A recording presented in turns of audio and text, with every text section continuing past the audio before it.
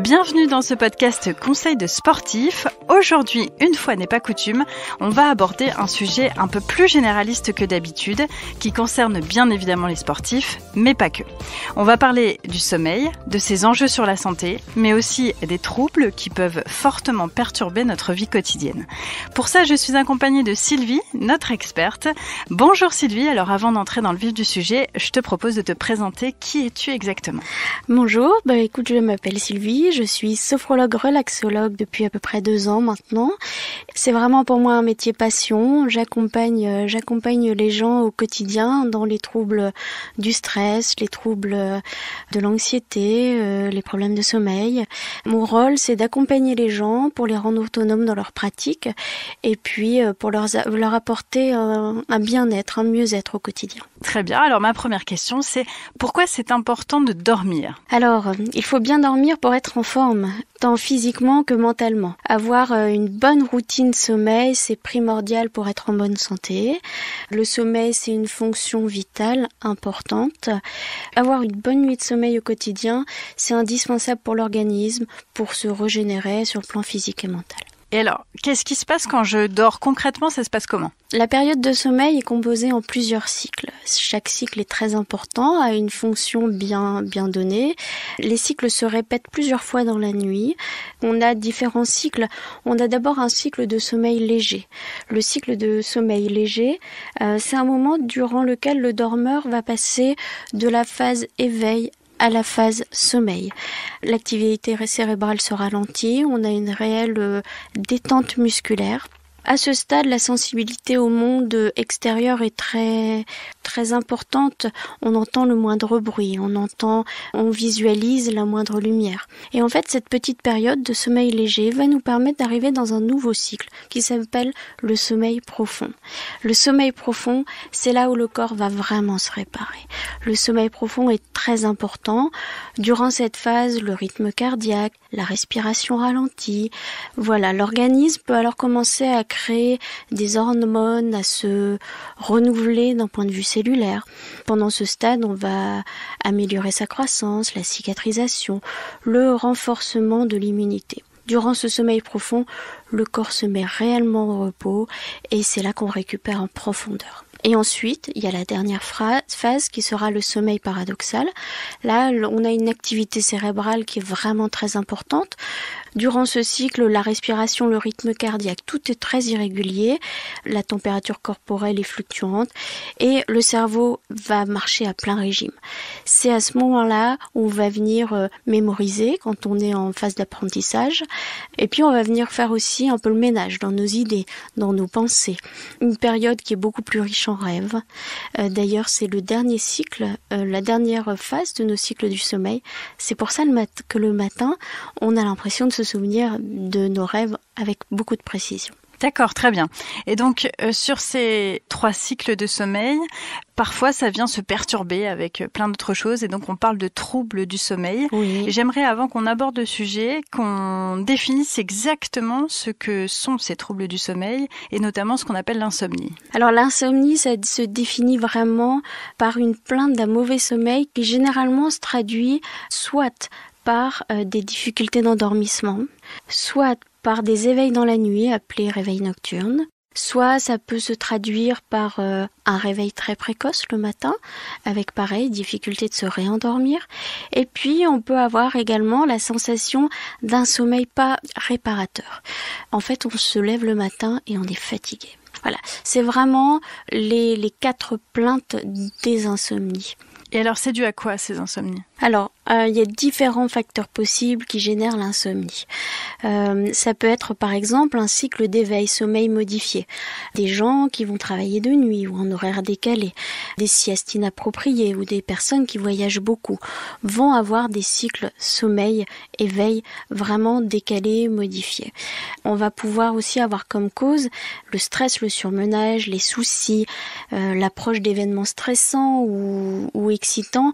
Tout ça, c'est des causes d'hyper-éveil. Donc, cause d'hyper-éveil fait que, on a du mal à se laisser aller le soir et à éliminer toutes ces pensées parasites pour avoir un sommeil réparateur. Ensuite, il peut y avoir des choses comme la prise de produits défavorables au sommeil, comme l'alcool, le café, le thé, les boissons excitantes. C'est pour ça qu'il faudra faire attention le soir dans ces bonnes pratiques d'hygiène de vie. Si on sait qu'on est sensible au café, après 16-17 heures, on fait attention. Il faut écouter son corps, il faut se mettre à son propre rythme.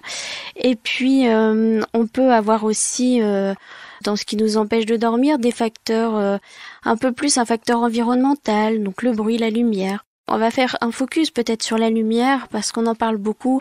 On parle beaucoup d'éviter les écrans d'ordinateur, la télé, le téléphone le soir. Mais en fait, quand on regarde le téléphone nous envoie une lumière, envoie à notre cerveau une fausse indication. En gros, on lui dit qu'il fait jour, qu'il y a de la lumière. Voilà, on ne se met pas dans de bonnes conditions pour préparer une nuit sereine. Alors justement, on parle de conditions. Est-ce que tu peux nous donner des astuces ? On vient déjà d'en parler un petit peu, mais est-ce qu'on peut lister les priorités, on va dire les principales astuces qui nous permettent d'avoir une nuit sereine ? Alors, il y a des choses très importantes. La règle d'or, c'est qu'un bon sommeil, ça s'anticipe, ça se prépare et ça s'aménage. Je développe un peu. En fait, c'est-à-dire que la qualité de la journée passée va conditionner la qualité de notre nuit à venir. La plupart des problèmes de sommeil se traitent le jour. Oui, c'est important. Donc, qu'est-ce qu'on va faire ? On va venir avoir une bonne hygiène de vie, peut-être avoir une activité physique, sportive, pour justement avoir une phase d'éveil plus active, qui permettra d'avoir une phase de sommeil plus profonde, moins de stress, pour avoir un sommeil plus réparateur. Être le plus régulier possible également. Donc régulier, ça va être régulier dans l'heure des repas. On peut aussi faire attention à l'heure de prise du dîner. Donc avoir à peu près 1h30 entre l'heure du dîner et l'heure du sommeil. Comme ça permet d'avoir les cellules digestives vraiment au repos. Donc on a parlé de la lumière, très important. Et puis c'est important de se programmer des pauses, relaxation, méditation, respiration, pour apprendre notre corps à se mettre en veille. En sophrologie, ce qu'on va faire, c'est qu'on va venir apprendre à notre cerveau à se mettre en mode veille. Et tout ça, on peut le faire dans la journée, parce qu'en le faisant dans la journée, en appliquant ces petites règles au quotidien, en fait, nos nuits seront plus sereines, plus tranquilles, plus réparatrices. Ok, alors donc tu parles justement de sophrologie pour accompagner ces troubles. Oui. On sait que la sophrologie accompagne plein d'autres troubles évidemment, et j'aimerais bien qu'on explique exactement ce que c'est que la sophrologie et quels sont ses bénéfices. Alors la sophrologie, c'est une méthode psychocorporelle. Je m'explique. C'est un nom hyper compliqué. C'est pour ça. On va travailler pour retrouver vraiment un lien entre le corps et l'esprit.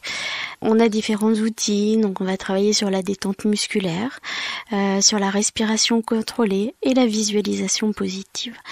Tous ces exercices en sophrologie vont vous permettre de retrouver vraiment, déjà d'avoir une pratique autonome au quotidien. Moi, j'ai pas de baguette magique en sophrologie. Je vous donne des outils, je vous accompagne, mais c'est à vous, dans votre quotidien, d'utiliser ces outils. Pour retrouver le sommeil de manière efficace, il n'y a pas grand-chose à faire parfois, c'est juste quelques bonnes pratiques, réapprendre à respirer, réécouter les sensations. En sophrologie, on vient vraiment travailler sur l'écoute des ressentis. Quand je fais quelque chose, quand je fais un mouvement associé à la respiration contrôlée, qu'est-ce que ça fait dans mon corps ? Qu'est-ce que je ressens ? Et grâce à ça, on vient se recentrer, se concentrer. Et la sophrologie, pour les troubles du sommeil, c'est une méthode simple, efficace, à la portée de tout le monde, sans effet secondaire, sans dépendance. La sophrologie, c'est vraiment la clé pour calmer l'excès de vigilance du système d'éveil au moment d'aller dormir. Ok, donc c'est un allié plutôt sympathique, on va dire, quand on souffre de troubles du sommeil et d'autres troubles d'ailleurs, parce qu'il n'y a pas que ça règle la sophrologie.